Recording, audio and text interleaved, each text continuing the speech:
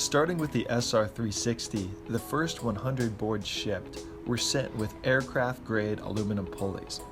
After much use by our early customers, the massive amount of torque generated by the SR360 was actually ripping the metal teeth off the drive pulley. These toothless pulleys caused the belts to wear out, sometimes within minutes. We have since switched to steel on the drive pulley and also upgraded the large pulley to hardened aluminum. We haven't had any issues reported on the large pulley in the past, but we were able to harden it without adding weight, so we did it anyway.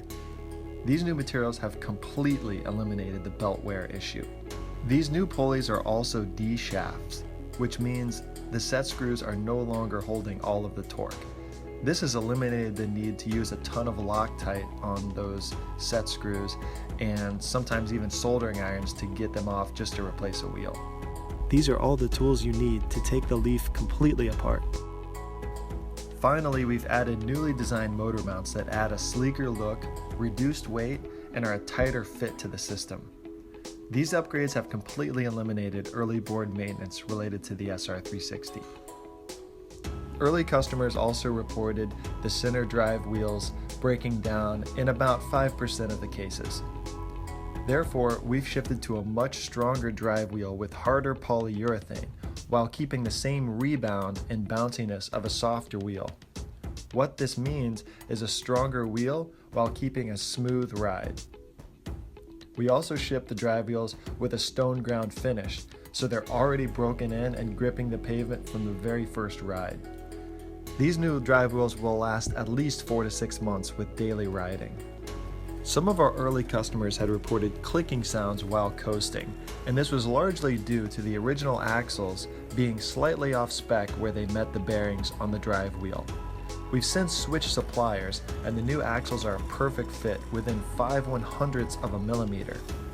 We've done a test indoors on a perfectly flat surface with no road noise to really analyze the sounds and make sure that the clicking is completely gone on coasting, and all you can hear is the hum of the electric motors.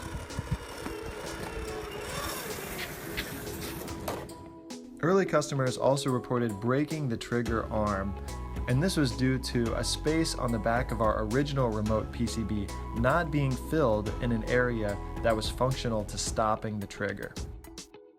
We have updated this design, and you can see on the right side where the space was filled, and now the stopper on the trigger functions effectively and doesn't snap off.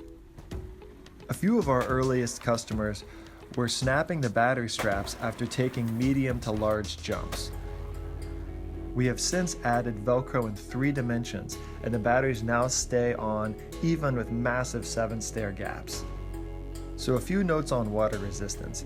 It must be stressed here that our water resistance is with respect to protecting the electronics.